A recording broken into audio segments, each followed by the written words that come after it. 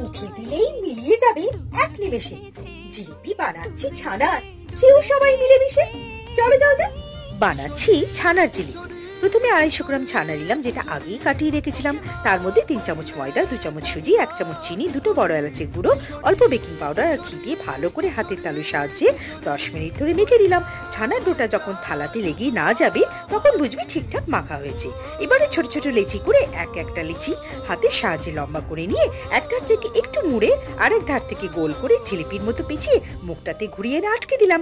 এইভাবে সবকটা জিলিপি তৈরি করে নিয়ে কড়াতে সাদা তেল হালকা গরম হলে একে একে জিলিপিগুলো হালকা আঁচে লাল করে উল্টে পাল্টে ভেজে নিলাম। এদিকে আমি 250 গ্রাম চিনি, 2 কাপ জল আর ছোট এলাচ দিয়ে একটা ঘন শিরা বানিয়ে রেখেছিলাম। জিলিপিগুলো ভাজার পর চিনির শিরাতে দিয়ে আধ ঘন্টা রেখে তুলে নিয়ে ওপর থেকে অল্প খোয়া ক্ষীর দিয়ে গার্নিশ করে তৈরি করলাম বাঙালির অতি পরিচিত এবং প্রিয় মিষ্টি ছানার জিলিপি।